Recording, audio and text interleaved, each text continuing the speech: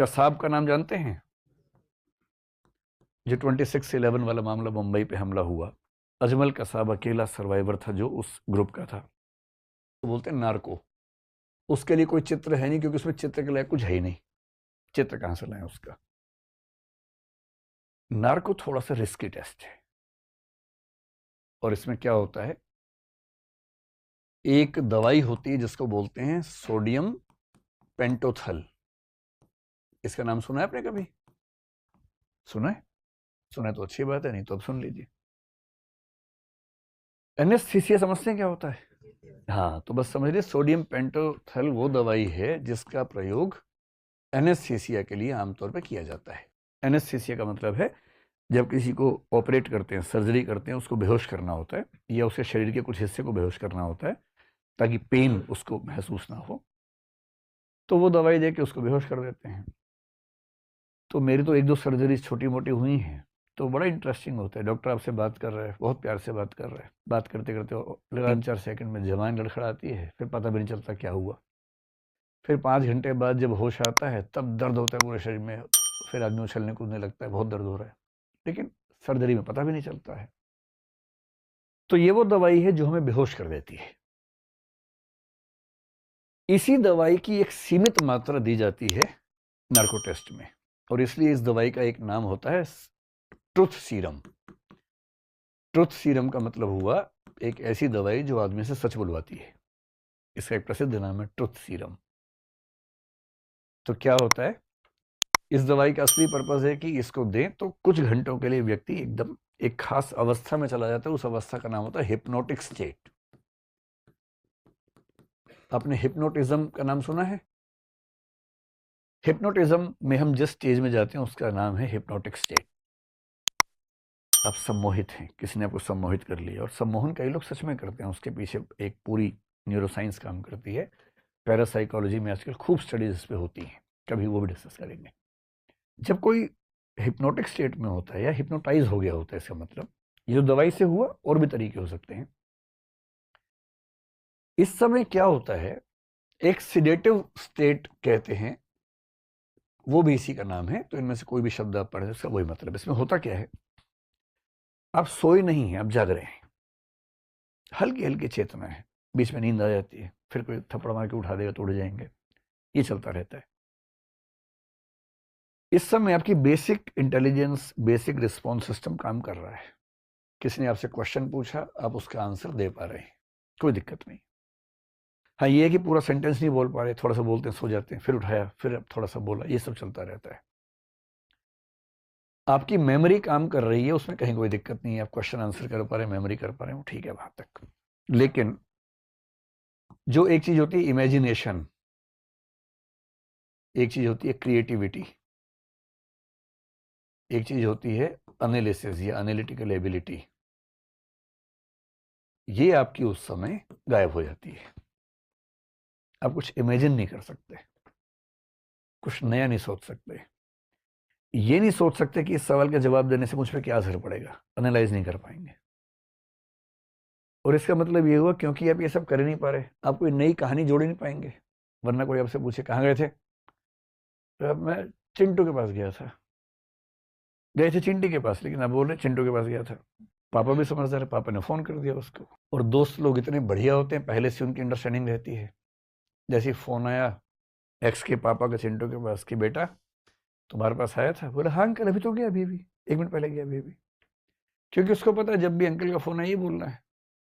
एक तो जोक चल रहा था कि एक बच्चा घर पे नहीं है, तो पेरेंट्स ने 10 दोस्तों को फोन किया, उनमें से 8 ने कहा अभी अभी गया है, दूर दूर रहते थे, अभी अभी गया है। एक ने कहा अंकल बाथरूम में अभी आ रहा है, और एक तो आवाज बदल के बोला मैं ही तो बोल रहा हूँ पापा, जबकि वो घर में था बच्चा। दोस्त तो पार्टनर्स इन क्राइम है ना, वो तो हिस्सेदार हैं, उनकी गवाही की क्या वैल्यू है।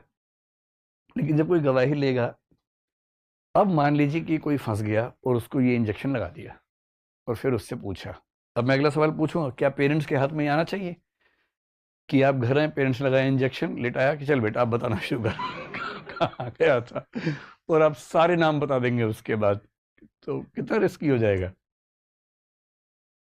तो आप इमेजिन नहीं कर सकते, सामान्य स्थिति में क्या होता है, पापा ने कुछ पूछा, बेटा पैसे दिए थे इतने कहाँ चले गए? आपको सोचा नहीं था पहले आपने सवाल आएगा।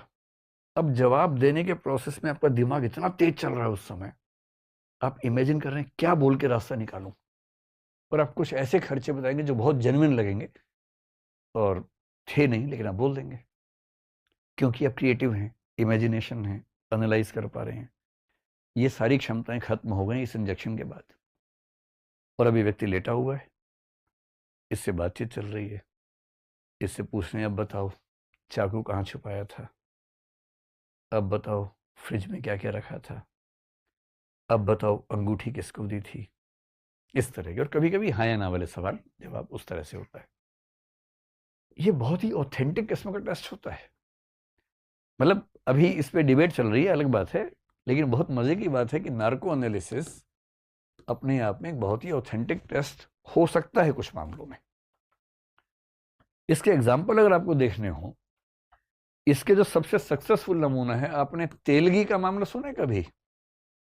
नहीं सुना होगा। एक अब्दुल करीम तेलगी नाम का आदमी था, 1980-90 के दशक में उसने क्या किया, स्टाम्प पेपर्स का घोटाला किया, बहुत बड़ा, मतलब कई 100 करोड़ रुपए का घोटाला था।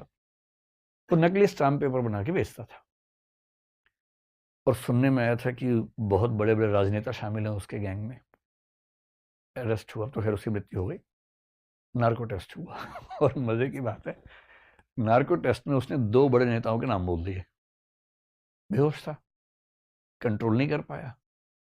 क्वेश्चन पूछा कि कौन लोग तुम्हारे साथ शामिल थे, कौन नेता शामिल थे नाम बोल दिए, ये और ये, और दोनों बड़े नेता। अब मैं नाम बोलूंगा नहीं क्योंकि अंत में साबित हुआ नहीं वो चीज।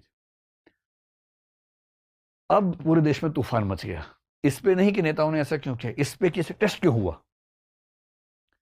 ऐसा टेस्ट नहीं होना चाहिए जिससे नेता फंसते हैं। क्यों होना चाहिए टेस्ट ऐसा? इतना तूफान मचा, लेकिन सजा इसलिए नहीं हुई क्योंकि नार्को टेस्ट में कही गई बातें एविडेंस के तौर पर एडमिसिबल नहीं होती हैं। क्यों नहीं होती, आगे समझेंगे थोड़ा सा। लेकिन वो बात पूरे देश को पता लग गई, किस किस का नाम है सबको पता लग गया। अब आप घर जाकर सर्च करेंगे कौन कौन था, है ना, कर लीजिए। इस केस का सबसे अच्छा, इस तकनीक का सबसे अच्छा प्रयोग एक और हुआ। कसाब का नाम जानते हैं? जो 26/11 वाला मामला मुंबई पे हमला हुआ, अजमल कसाब अकेला सर्वाइवर था जो उस ग्रुप का था। हालांकि उसने बहुत सारी बातें रिवील कर दी इन्वेस्टिगेशन में। क्या होता है इन्वेस्टिगेशन में, पुलिस ये भी कह के बात करती है कि देखो भाई, तुम्हारा मरना तय है, तुम्हारी टीम के सब लोग मर गए, तुमने हमारे देश के इतने लोगों को मारा है, बचोगे तो नहीं। कोऑपरेट करोगे तो फिर भी कोई चांस बन सकता है। तो लोग इस उम्मीद में कि शायद कोऑपरेट करने से चांस बने, लोग रिवील कर देते हैं। तो जो मैंने पढ़ा उस केस के बारे में, ज्यादा बातें उसने रिवील कर दी थी। उसके बाद भी उसका नार्को टेस्ट किया गया था। इसलिए किया गया था कि शायद कोई इंटरनेशनल लिंक्स पता लगे। पाकिस्तान की सेना हो सकती है, आईएसआई का मामला हो सकता है, लश्कर कैसे काम करता है पता लगेगा, तो कर लेते हैं। और ऐसा दावा किया जाता है कि उससे बहुत क्रूशियल इंफॉर्मेशन मिली, बहुत सारी बातें उनकी तस्दीक हो गई कि जो उसने कहा था वो ठीक कहा था, और बहुत सारी बातें और जानकारियां मिली हमें, उसकी ये वैल्यू है।